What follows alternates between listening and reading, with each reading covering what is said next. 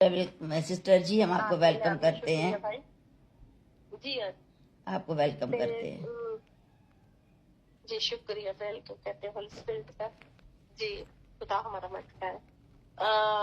First क्रंथियोस के 9 verse में से 9 चैप्टर में से 24 वर्स मैं पढ़ने जा रही हूँ।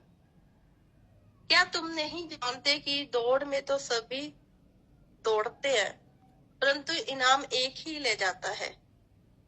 तुम वैसे ही दौड़ो कि जीतो।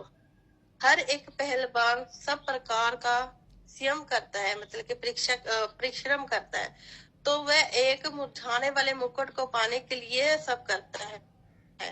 परंतु हम तो उस मुकुट के लिए करते हैं जो मुरझाने का नहीं।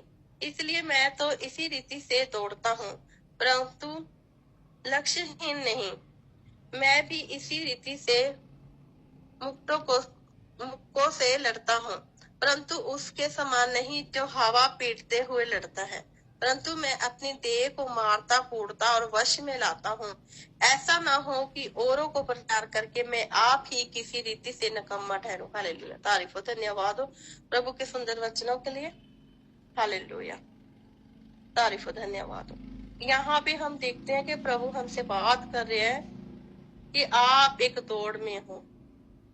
आप दौड़ में हो। कौन सी दौड़ में हो? क्या हम शारीरिक दौड़ में, हम शारीरिक आशीषों के बरकतों के पीछे में है, दुनियावी चीजों के पीछे में है?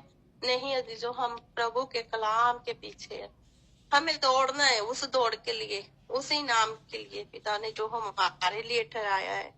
पिता ने जो हमारे लिए ठहराया, स्वर्ग में ठहराया, जो प्रभु कहता है कि मैंने आपका नाम जीवन की पुस्तक में लिखा है, मैं उसे अपनी रोटी में से दूंगा। मैं उसका नाम कभी ना मिटाऊंगा अपने पुस्तक में से, अपने जीवन की पुस्तक में से।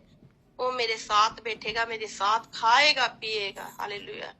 तो ये प्रभु के प्रॉमिसेस है।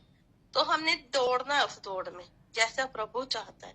तो प्रभु क्या कह रहा है? कहता है कि अगर आप एग्जाम्पल लाते हो कि एक पहलवान है जो कुश्ती लड़ता है, वो अपने आप को कैसे तैयार करता है, कैसे बिल्ड करता है। देखो वो उसका जीवन देखो, उसकी लाइफस्टाइल पे आप थोड़ा सा गौर करो।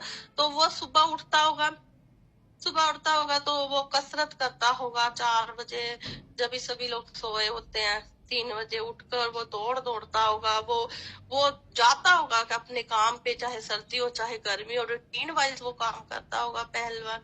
और कितना परिश्रम करता होगा, एक्सरसाइज करता होगा कि मैं उस दौड़ के लिए जो संसारिक है, जो इनाम है जो संसारिक है, उसके लिए अगर वो बुद्धि लगा सकता है, एक दुनियावी व्यक्ति बुद्धि लगा सकता है, तो हम तो आत्मा से चलने वाले हैं। आप याद रखें कि इफिसियंस में लिखा है कि हमारा युद्ध है जो वो आत्मिक शक्तियों से है। तो आप क्या हो? आप योद्धे हो, आप प्रभु के वॉरियर हो, प्रार्थना वॉरियर हो। तो हमें देखना है कि हमें भी वैसे ही दौड़ना है, कि हम भी उस मुकुट को लेने पाए, उस दौड़ को लेने पाए। जैसे पौलुस कहता है कि मैं अपने शरीर को मारता और कूटता हूँ। क्या